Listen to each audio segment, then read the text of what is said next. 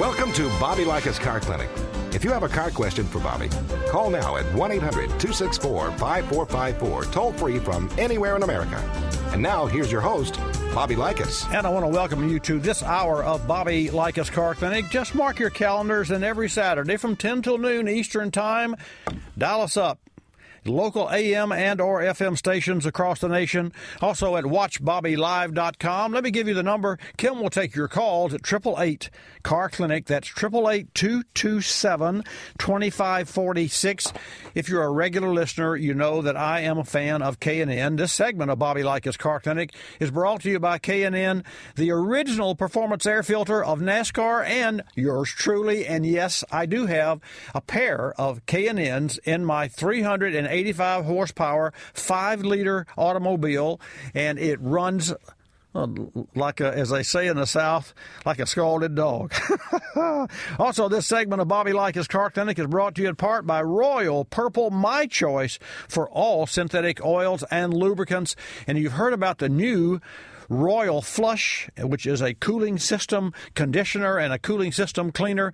You should follow that, use it, and then follow it by the new Purple Ice. Well, Purple Ice has been out for longer than Royal Flush, but the two together work in unison. After you've cleaned your cooling system with the Royal Flush, then add the Purple Ice. I'll come back. Kim will take your calls at 888-227-2546. Put you in the queue, and I will put you on the air. Let's talk cars and have some car fun.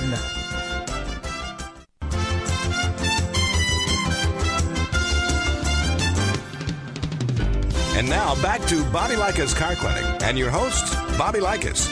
And welcome to this hour of Bobby Likis Car Clinic. Thanks for tuning in every Saturday from 10 till noon. Just set me and tick your calendar, and I'll be glad to talk cars and give you information. Actually, I share information that you can't find anywhere because for many years I have operated a full-service automotive service facility, and we still do to this day.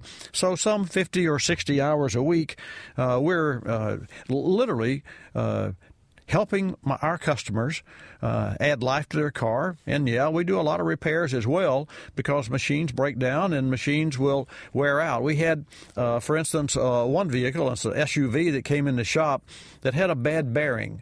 Oh, let me give you the number. Kim will take your call. I'll tell you about this bad bearing because if it weren't for and hadn't been for the brake caliper, this wheel would have come off this automobile. The axle would have come out of this vehicle with a bad axle bearing.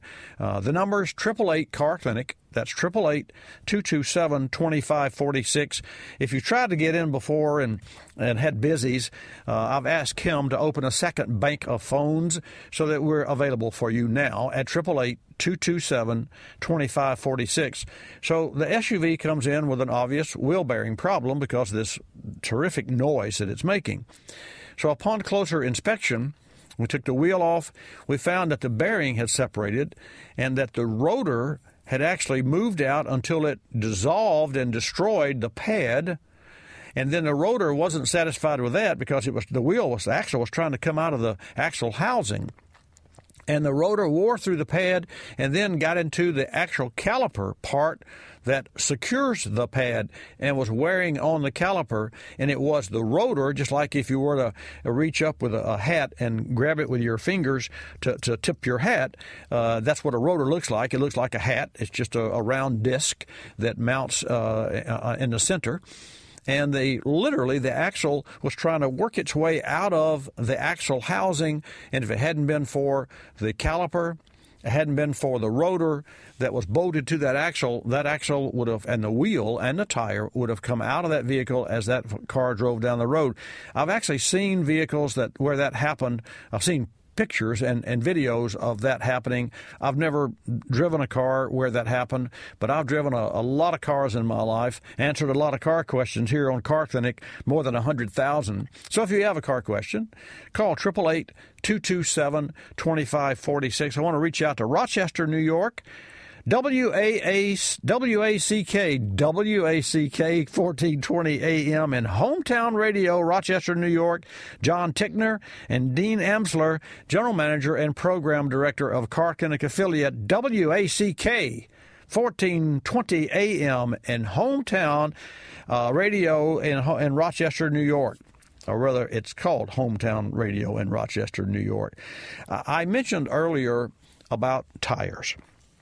And I want to share this with you. Yes, I have some issues on my automobile, but there's another automobile that I own that is an '07 Camry LE, and we put a set of RT 43 17-inch tires on this Camry, and I have to tell you, blew me away. They're quiet. They're very smooth, super smooth ride, and they really handle well.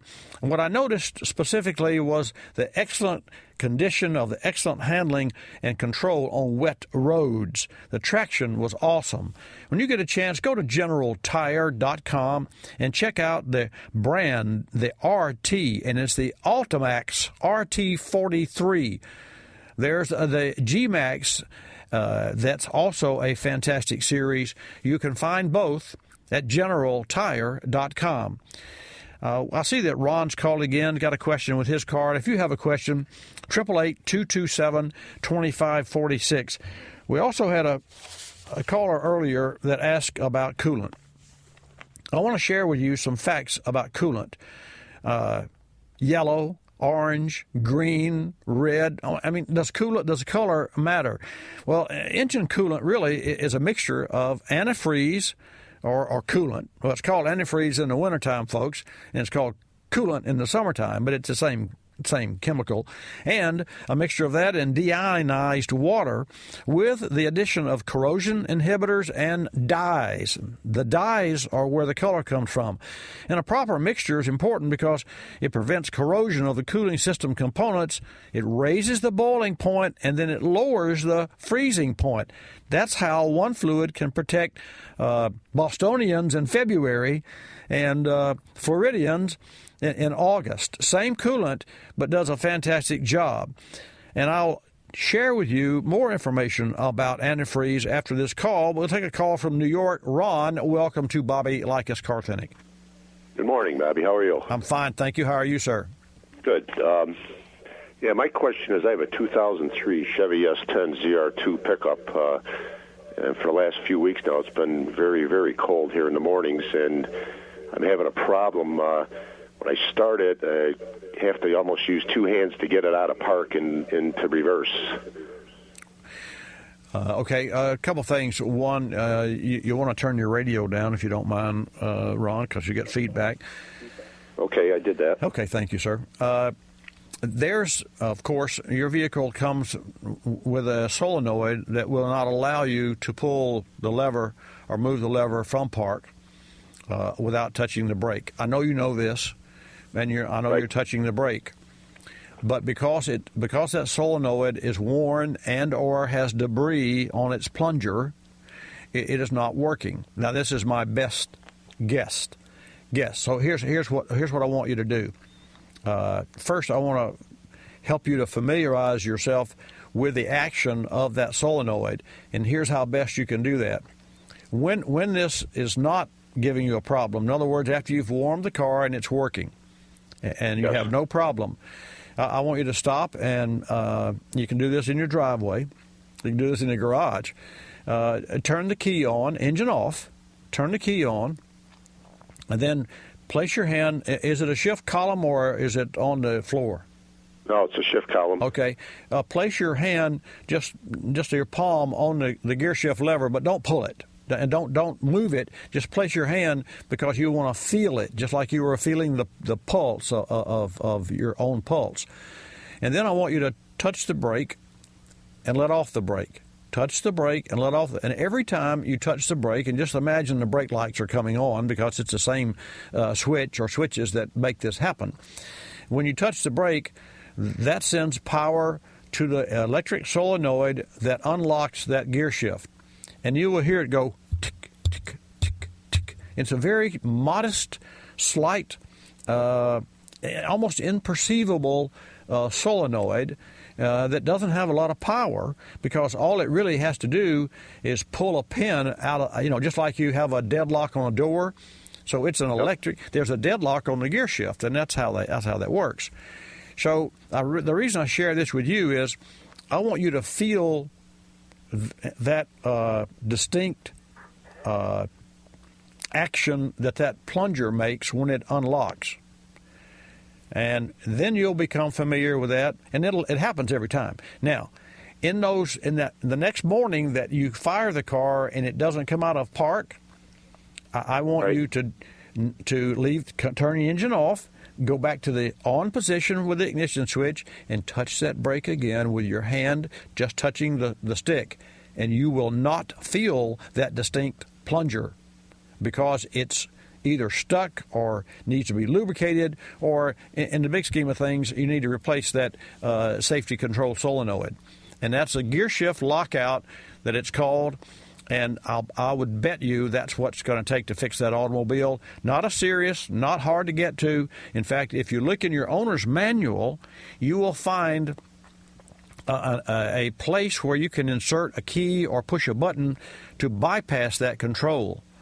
And physically push that button, because the solenoid could stop and then you would be, stranded somewhere. And that's the safety related. That's the safety. So there has to be, other bypasses. For instance, on a Chrysler van that has a gear shift on the steering, not on the steering wheel, but on the actual dash itself, right above and to the right of this gear shift, there's a little plastic panel that's about the size of your fingernail. And you can literally just pop that little panel out, and you can physically push a button that releases the gear shift. Now, you'd never know that because you wouldn't notice that little plastic button. You know how when they put door panels on, they put a screw in the door panel, and then they put a little plastic poppet that hides that screw head? Right. Well, the same thing is true for certain vehicles that have this mechanical override, and you've got to have a mechanical override because you cannot depend on that electric solenoid completely, 100%. So there's got to be a bypass. So look, that's located in the steering column? Yeah, it would be, yes. And for you need to look in the owner's manual, and I'm not sure how they would list that, probably lockout or a shift lever, but dash controls, under dash controls. Thanks for calling, Ron. Let me know when you get to the other side what you find. And, folks, on the other side of this break, I'll come back and take Jim's call from Nebraska.